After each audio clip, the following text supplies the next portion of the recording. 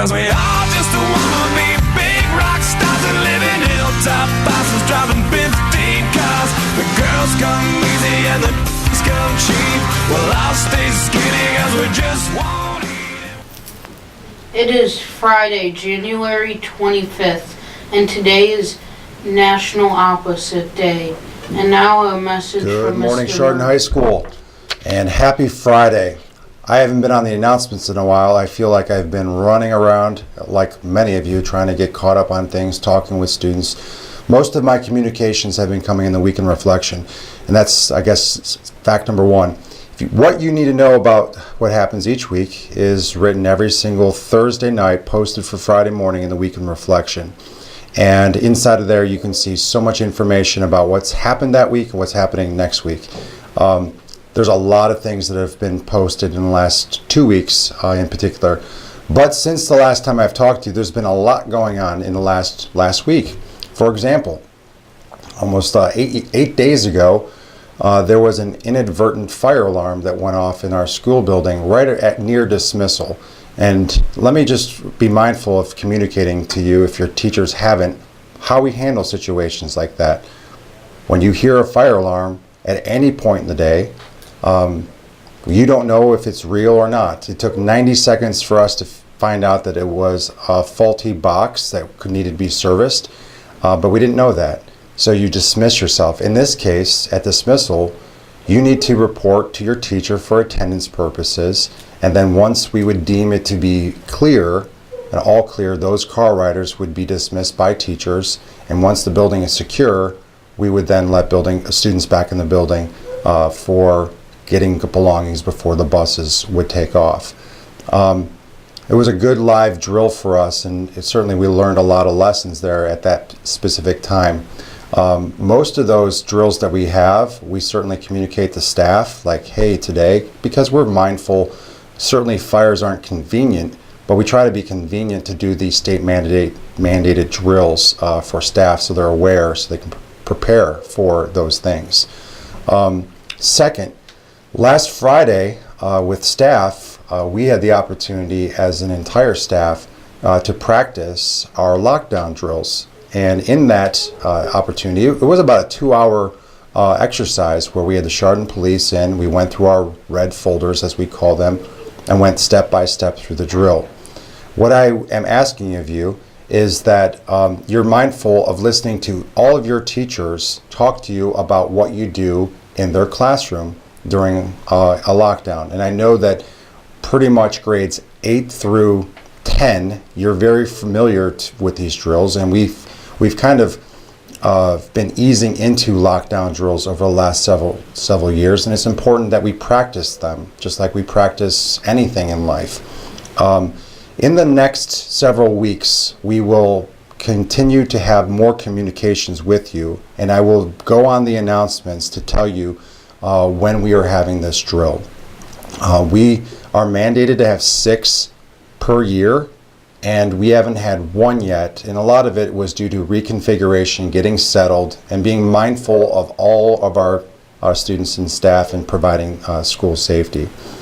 Over the last, now 7 days also, I have been working tirelessly to provide information, communication about school safety. That's our prime focus all the time. Not only teaching and learning, but making sure you feel safe in that learning environment. And one of the things that you can control is the game of phone tag. You see, when information is out there and you hear it, often you go to your neighbor and say, hey, did you hear? Hey, did you hear? And the next person says, hey, did you hear? Hey, did you hear? And by the time it gets out there, even to parents, there's so much miscommunication. What's important is, first of all, hear something, say something, see something, say something, but also is to be mindful of the sensitivity of the information. And I'm speaking specifically to the 8th grade class.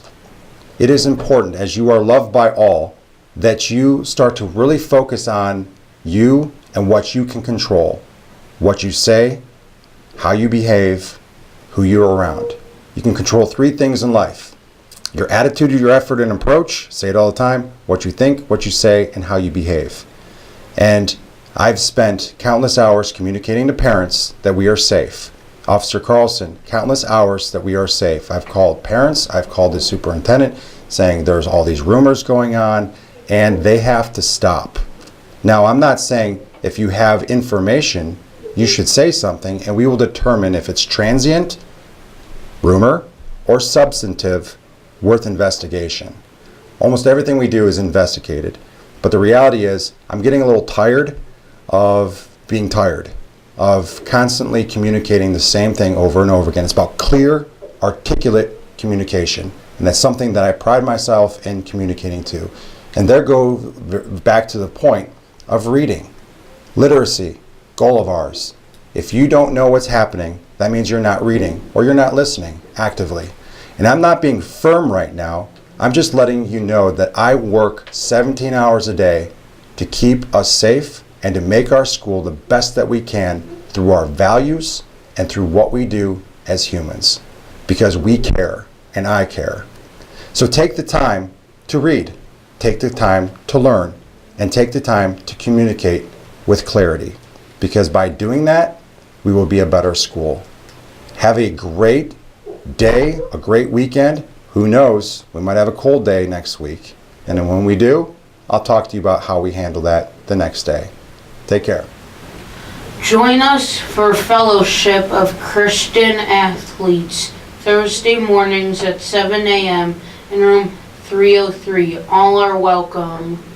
The FBI Cleveland Division is offering a 4-day future agent and training program this summer for current juniors or seniors. This is a great opportunity for students interested in criminal justice to learn about the FBI in an interactive program. This program is free of charge and will take place from June 18th through 21st. Applications are in guidance and are due by January 31st. French Club members, we have a meeting after school in room 206. Please bring food or drinks to share and wear your French Club t-shirt if you have one. Stay tuned for an important message about one act taking place this weekend. Hey, so tonight our senior directed one acts at Park at 7. We really hope you come out and support your fellow classmates. We have some great things to show you guys tonight.